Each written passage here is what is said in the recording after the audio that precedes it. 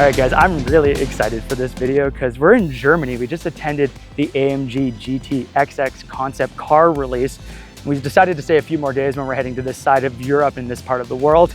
And so Mercedes gave us this insane E53 to just drive around in. So we're currently in France, and because we don't have friends to help assist shoot with an additional car and some drone footage, because like just drone laws these days are always getting more complicated. That's why Insta360 X5 with the new update of the 8K footage as well as the new sensor, we're finally at the point where I'm like, this is just amazing quality content. So I'm going to break down some of the shots that we saw in that B-roll sequence, and I also think that Matt really wants us to get going right now. So let's also break down that gear. Get in the car. We're going to Luxembourg. We're going to Luxembourg.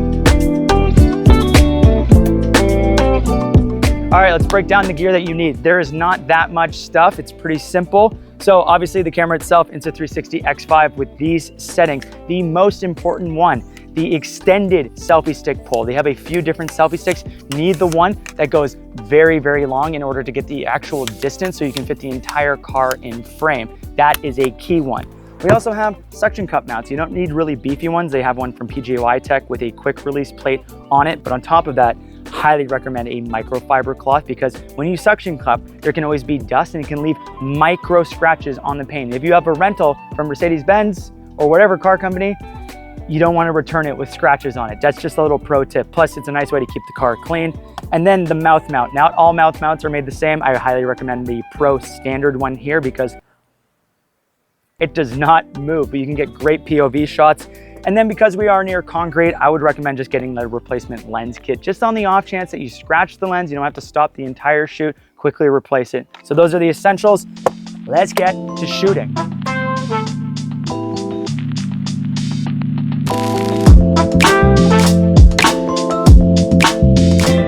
So the majority of the shots can actually be achieved using the extended selfie stick pull. So it gets like really, really long. Like it's obnoxiously long.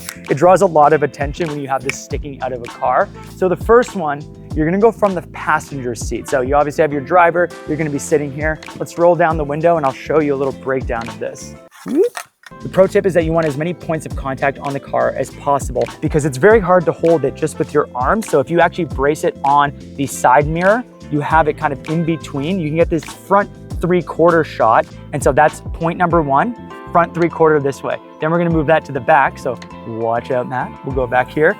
And then we get the back 3/4 shot over here. Again, another point of contact. Put it right there.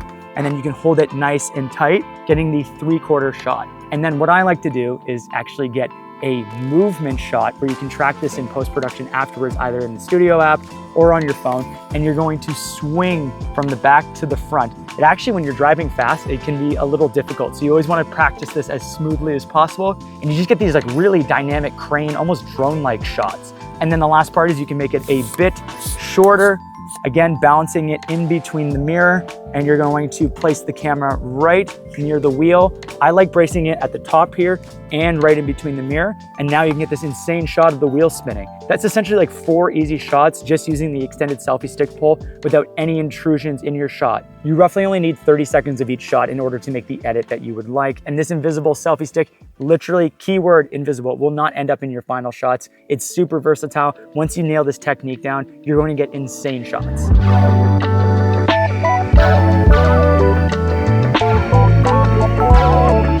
Okay, so for this next technique and shot, we're gonna get a drone-like shot looking down. Now there's a couple of different ways to do it. The way that this camera is set up right now is my favorite way to do it. So if your car has a sunroof, you're in luck because you're able to get essentially 2 points of contact, or at least 1 point. So if we look up here right now, I've closed the roof. No!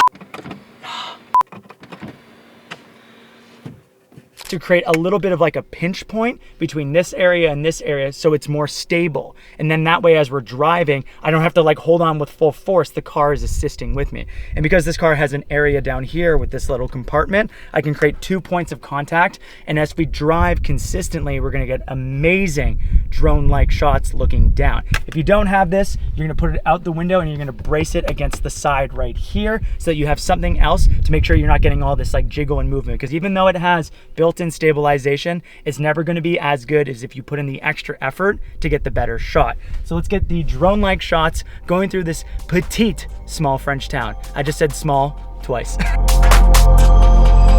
Okay, so one of the things that I realized is that I set that entire shot up and I forgot to press record. And obviously it is 20 feet in the sky right now. And that is one of the benefits of this camera as well. You just go into the Insta360 app, it finds the camera. That's the wrong camera. I have too many Insta360 products. It is finding the camera. We're gonna connect to it and be able to press record. I always like to get the in-car experience, so what we're gonna do is we're gonna use the suction cup to mount both at the windshield on the back as well as at the front to get these two shots. Now obviously you can get experimental, you can put this on the outside, you can put this in different parts of the car. These are just like two standard shots that work. This has a quick release system that's made in collaboration with PGY Tech. Literally just goes like that, easy. And if you wanna grab your camera, you just pull it off, clips on. Okay, so for one of the more funnier shots, and I only say it's funny because it looks ridiculous while you're shooting with it, it is the POV shot. So with the mouth mount, connected with the quick release plate here, and yes, you will get the shot looking up your chin. I prefer to be able to actually have it stick out a little bit versus the camera being down. That way you kind of get the camera a little further away. So yes, you are gonna get the distorted look on your face, but ultimately you're gonna get the best POV shot.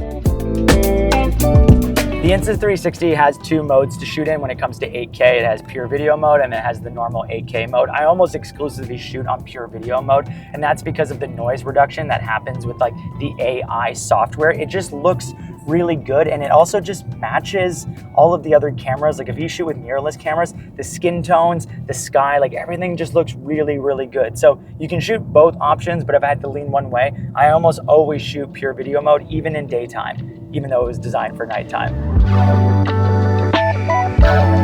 See, when you're filming right beside the window and the wind is blowing through your hair and you have a haircut like me, sometimes you start to look a little like Johnny Bravo.